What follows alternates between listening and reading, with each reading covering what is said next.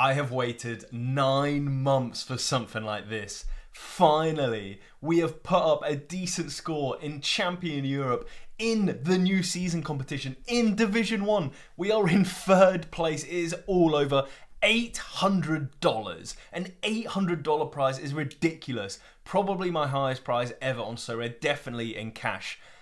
And what a team this is. Bruno Gomares, captain, the right choice. Xavi would have probably dropped me down a couple of rewards. Openda did fantastic. Gulaski, he was the only thing stopping me winning the division. And what it really was, he played a fantastic game. It was really Sancho, scored a wonder goal. The commentator said 3% chance, according to their stat providers, of scoring. He's nailed that in. Ram kind of let me down, like he got the lowest score, but he's that boom or bust player where if he's not having a good game, he'll land you with a 20 or a 30 pointer. So the fact he didn't have a great game and put up 56, I'm more than happy with that.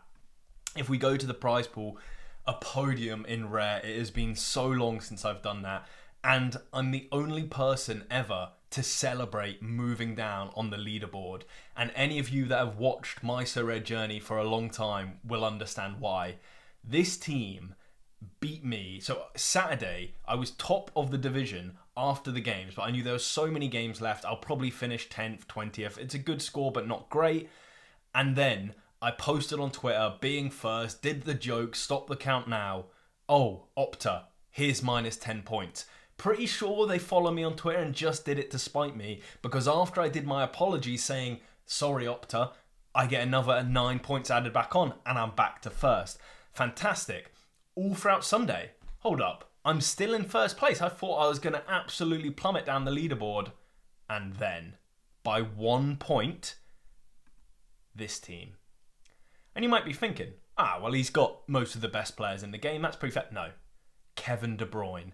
A second assist versus Nottingham Forest. I saw the second goal notification for Man City, and I was like, well, I think Haaland had scored. I was like, well, doesn't really matter. No one's going to be playing Haaland. They weren't sure if he's going to play. Oh, another De Bruyne assist. So any of you that have watched my Sorare Journey knows that rare Kevin De Bruyne card that screwed me for so long, cost me so much money. I have then got screwed again, even when I don't own him. So that will continue, but we've got to look at the bigger picture here. This is the sort of teams I'm competing against, and I managed to get a podium. He's got the best lineup you can get. Grimaldo, De Bruyne, Kane and Rodrigo, Captain Rodrigo. That team is 5 times the value of my team. And I'm not saying my team's cheap. I'm just saying in the top of Champion Europe and in the top of the Premier League divisions, my 2 key divisions, you have to compete with these scores every week. So to get there, it's difficult. And when you do, it is rewarding. $800 worth of Ethereum to go on a spending spree. And I will show you exactly who I'm buying shortly. But I just want to touch on this guy, the guy that made me happy by taking a pretty reasonably priced team, Robert Lewandowski, Monday night, the last game. I was sitting second, I was fine. And then when I saw Lewandowski get the 2, I think he got assists or 3 goals he got, just flew past me, and I was actually happy to drop down and lose $300 because it meant I didn't get screwed by 1 point and an Opta deduction for $1,100 worth. So weird way my brain works, but that's how it works. I have an internal dilemma of who should go in the Hall of Fame because it's only players that deserve it. So rather than putting, every player in here, whoever's my most expensive guy, no. It is legends of the club, Dybala, Vinicius Jr., Messi, Xavi. So is it Openda that's put up fantastic scores throughout the year, probably better than Xavi at a lot of points during the year? Or is it Bruno Gomares, the new signing in the club that went out, you captain him and he gets a great score? Maybe we need a couple of game weeks to decide, but I think it's time to show you how I intend on spending my £700 worth of ETH. Now, a lot of you at home will be being like, oh, is now the time to buy? Is now the bomb? Is it good? What's going to happen to Sorare next year? I don't know. I mean, it's so difficult to know. It has been forever. This game has been forever in this place where it's so unique. It has every connection. It rewards with the best possible experiences ever, that if it's done right, it can absolutely blow up. And in the same way, if it just continues and doesn't get that traction, it can slowly die, almost like we've been seeing. I'm not saying it's gonna die. I'm just that sort of trajectory continues. Yeah, it wouldn't look great. So for me, I've just got to think personally, right? I enjoy the game. It's in a good position, but prices are still falling. But I can see enough positives to where that catalyst could change into the new season with, a change to rivals, which I've been vocal about not liking, or some more marketing, or a little bit better integration of explaining SO5 and getting onboarding for this game, because this is the game that makes the money at the end of the day, not rivals. And it's fantastic. People absolutely love it. I think we can really push on. So ultimately, I'm in a weird position where, I make content on this game, so I would struggle to leave it anyway. But I just think it's got that potential to do well. Historically, this time of the season is the lowest of the low prices, and you're seeing that right now. When I'm talking of players I want to buy, Elise immediately comes to mind. I'm like, right, this is one of the best up-and-coming young players. 22 in the Premier League, ripping scores every weekend. But these scores aren't just Sorare scores. They're legitimately, I don't need to tell you guys, he just bosses the Premier League. I think, at least for Palace. He's got injury concerns, and I think that's, why he's not a higher price at the age of 22. I think he'll get a huge transfer this summer, and then I think he'll push on from there. But, yeah, I've had no ETH to go out and buy players when I've wanted them. So now when I get the ETH, I'm like, right, I know immediately where it's going. But I am quite good at planning these things out. So I've been trying to look at my teams. I don't think I fully updated. I think I was working to update it all. But these teams should be brand new. So yeah, the Premier League and Champion Europe in season is essentially where I'm focusing. But you've got to imagine for next season, they're bringing out the Bundesliga. And immediately, people are either going to jump into extortionate prices, new season cards, or what I'm going to do, stick with last season cards and try and win new season cards whilst they're extortionate value. So my two key competitions will actually be the Premier League and the Bundesliga. And if I end up in a situation where I've got a really good attack in the Bundesliga and a really good defence in the Premier League, I'll merge them together. They'll play in Champion Europe. Everything will be great. And then I also have the old Champion Europe cards, which aren't on screen yet, but it's like Unai Simon, Dybala, Pellegrini. Plenty of old cards to keep in mind. But for now, the problem I've been having is that I have such a good collection of new season cards compared to your average player on Sorare. I went out and got a Leipzig collection. I then built out into some Premier League cards, which when the good Premier League news was announced, I was like, right, let's push that up. Let's just, dive deep into the Premier League. It's what I get the most joy out of, this whole Champion Europe Premier League. So yeah, I immediately want to strengthen. And you can probably see a pretty big hole. Yeah, right here. I've had no luck. All of these players I've bought just got immediately injured and crashed in value. I just couldn't. I've got a spreadsheet on it, actually. Let's see if I can pull it up. So the announcement was on the 7th of February. This is on the 21st of March. I did a evaluation of how much I'd gained or lost from the Premier League, and I'd lost £791, which partly my fault, buying into the hype too much, of course. But, I mean, look at the notes. Got injured, had to trade away. Not as nailed as expected. I'll hold my hands up, that was my mistake. Had to trade for Kelleher, had to trade for Trippier, then he got immediately injured. Bruno Guimaraes, now it's looking slightly better. I think he took an unexpected dip, as I think a lot of the market did at certain points. But yeah, I'm not trying to sit here and complain and say, anything's wrong. It's just everything I did just wasn't working, and it drains on you when it's not going right, as well as my personal life's just been super busy, so I've not got the time to drill into these things. The only complaint I will make is what I referenced a whole video about in my last video, where the market isn't liquid enough at the minute. We need something to boost liquidity in the market so you can buy in and out of players again, and not feel that you'll getting taken to the cleaners by fees and losing collection bonuses and everything else. Because when you're aspiring to be a good Sorare player, you'll need these cards that pop up. Right, I need a defender this week. I didn't realise I was going to be short. And you haven't got the time to go and list them. I've had this Lewis Dunk card in my gallery for just months now, because he's a good enough card where I can play him every week, but I've got duplicate dunks. I just wanted that for 1 week when they're playing Luton or whatever. But now, if I list him, I'm losing the utility, and then I'm paying a 5% fee, and it's like, okay, I probably don't want 2 of them in case he gets injured. But yeah, it's just a bit of a nightmare. So I got a bit unlucky. So when this 3rd place came round, it was it wasn't happiness, it was relief. And I'm sure a lot of you at home will understand that feeling of finally, I have been blessed. My scores have come together. My keeper he didn't even keep a clean sheet, but he put up a 60 score, like got the captain right, got the 5 players reasonably right. It's like, you know, you've seen my reactions to when I won my limited division or when I've had success in other areas of Sorare, and it's like, yes, come on, the best feeling ever. This was just like, thank you, finally, because, you know, I've gone out, spent so much money on the Premier League cards, the Bundesliga cards, and it just wasn't lining up, and finally it has. And it's like, you need to be patient. If I'd gone out and sold my Leipzig cards when they weren't doing well, I wouldn't have had this success now where they're smashing Dortmund 4-1, or, you know, the recent games they've just been flying. So it just shows, like, I was right the whole time. Leipzig put up ridiculous scores. You just needed to be patient. And I got there before the end of the season, which is a huge bonus because I get that in-season collection. I get that cash to pay off some new cards and to put to work. But yeah, essentially what I'm trying to do is to leverage that advantage even more. The advantage is how many in-season cards I have.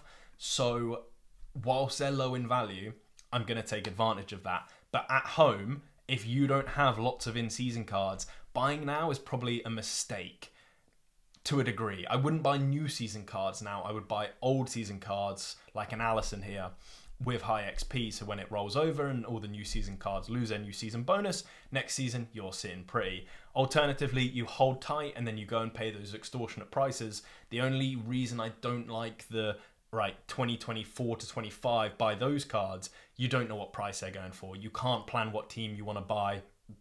You can start planning, go out, buy them, and then they skyrocket in value or they crash in value, and you're not a winner in either of those scenarios. So yeah, I prefer certainty. So you can buy cards you know. I need to buy in-season cards to take advantage of the last couple of game weeks and hopefully eke out another podium. That'd be ridiculous, but just some more cash rewards now. So yeah, defender. We definitely need a defender. Premier League defenders, I just can't think of anyone I like. Like Van Dijk, cool, but uncertainty of Liverpool, uncertainty of Van Dijk where he's going to play. 32, yeah. Then you get like, right, who else would you want? Ruben Diaz, fantastic scorer. Right, Pep rotation, do you want that? Not really. One thing I will say, like, if you think of the best Premier League cards, you're going Rodrigo, De Bruyne, Bruno Fernandes, Mohamed Salah, Trent Alexander-Arnold.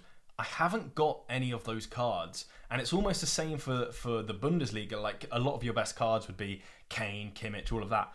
I'm trying to play more depth of selection, and I feel like it's having a greater effect where, you know, it's hard to do the maths, but having multiple lineups with more chances of winning at a lower cost is better, in my opinion, in this new format than just going and getting the best 5 cards on the game and hoping they smash at the same time.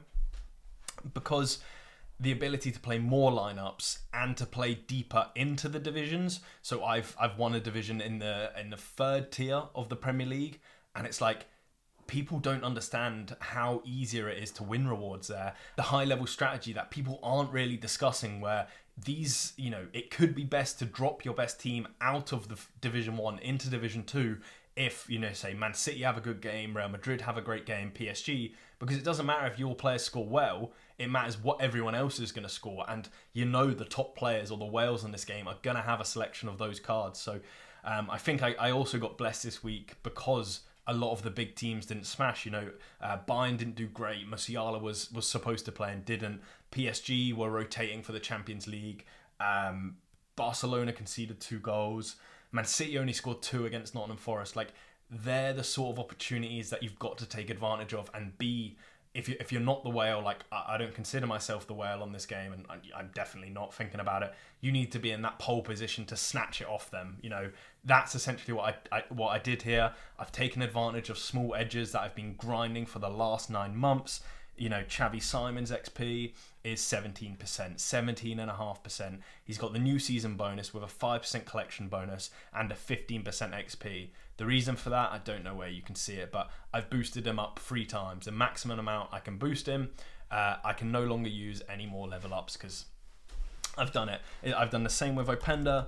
You know, it's those sort of edges that you can take advantage of, and your selection into new divisions. It all plays in to this brand new Sorare. I know it's difficult. We're in a transition period where everyone seems to be reasonably happy but not happy, or reasonably unhappy but not unhappy at the same time.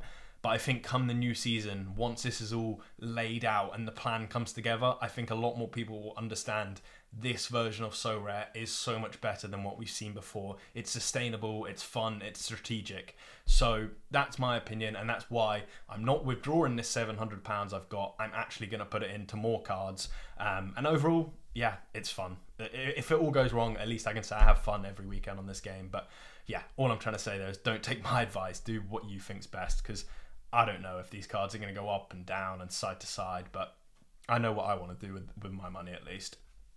But yeah, defender's an option. I am absolutely stacked in midfield. And you'd be thinking, so why is Elise your first choice? And it's like, because I'm stuck between the strategy and players I actually want in my gallery. So I think, right, who else do I want immediately in my gallery? I'm like, right, Isaac.